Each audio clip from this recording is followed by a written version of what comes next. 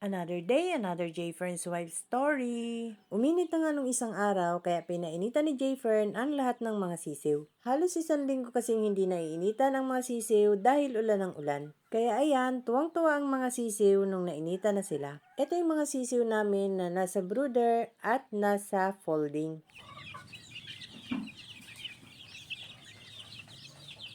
Maiingay na nga ang mga sisiw kaya nilagyan na namin sila dyan ng patuka para hindi na sila magingay. At dahil pinapainitan namin sila, hindi muna namin nilagyan ng painom. Maya-maya na namin sila paiinumin kapag ibinalik na namin sila sa brooder at sa folding. Mukhang uhaw na nga ang ibang sisiw kaya maiingay na. Maya-maya na namin sila paiinumin kapag nakapagpahinga na sila. Ayan, nag-aawayan yung mga... Yung mga cockerels na bagong lipat ko sa multipurpose pen ay ibinaba ni Jayfern sa scratch pen para makapulpog. Kaya lang, imbis na pumulpog ay nagpaluan na kaya ang ginawa ni Jayfern ay inalpasan muna niya lahat. Ala. Anak ni tanda yan. Hinabol nga ng mga dating alpas na cockerels itong mga bagong inalpasan ni Jayfern kaya ikinulong ulit namin sa scratch pen. At hindi na rin ulit sila nagpaluan nung ikinulong namin sa scratch pen.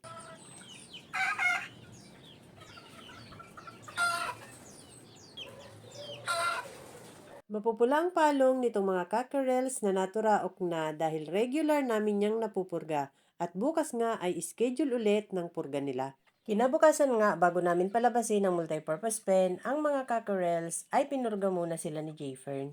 Inuhaw muna namin sila para uminom sila ng uminom ng pamurgang tinimpla ni Jayfern. Buti na lang itong mga cockerels namin kahit medyo malalaki na sila ay hindi nag-aawayan kapag nakakulong sa multipurpose pen. Kailangan lang talaga silang lagyan ng patuka at inumin para hindi uminit ang mga ulo kapag gutom na. Kapag nakainom na silang lahat at naubos na itong patuka ay aalpasan ko na para simulan ko namang linisin ang ilalim ng multipurpose pen. Hindi ko pwedeng linisin ang multipurpose pen na nandyan pa sila sa loob dahil magkakagulo ang mga yan, magliliparan at maya-maya ay magpapaluan na. Ito namang mga sisiw ay binaba muna namin sa scratch pen para makapulpog sila. Hindi muna namin yan nilagyan ng patuka para umipot muna sila at pag nakaipot na sila ay iipod na namin ang scratch pen. Sobrang kukulit na nga din ng mga sisiw namin. Kukulit.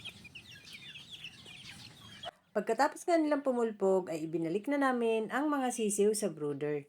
Bago pumunta si Jayfern sa manukan ay ibinaba muna niya ang 3 broodhen para makapulpog. Halos isang linggo kasi silang hindi na ibababa ng scratch pen dahil maulan. Mamayang hapon pagkatapos nilang tumuka ay saka ko sila ibabalik sa battery cage. Kinahaponan pagkatapos kong magpatoka ay nagwalis muna ako sa bakuran dahil madami na namang laglag na dahon ng kalamanturis. Inipon ko nga lang ang mga dahong winalis ko at pagkatapos ay dinaspan ko at inilagay ko na sa aking silaban. Ganyan nga ang puno na yan kapag nag-uulan ay parang natutuyo ang kanyang dahon at nanlalaglag. Kaya umaga't hapon ako nagwawalis dyan sa likod. Ito namang mga broodhen pagkatapos tumuka ay ibinalik ko na nga sa battery cage. Magpapainom na ako ng mga manok at doon na sila sa battery cage paiinumin. Pagkatapos ko silang ilipat sa battery cage ay itinupi ko na ang mga scratch pen para mawalis ko ang loob. At dahil busog na ang mga sisiw ay tahimik na sila. Dilipat ko na yan dito mamaya.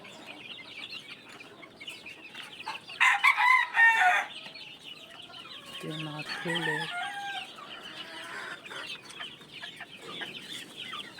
That's all guys. Thank you so much for watching. Please like, share, and follow for more. See you on my next video. Bye!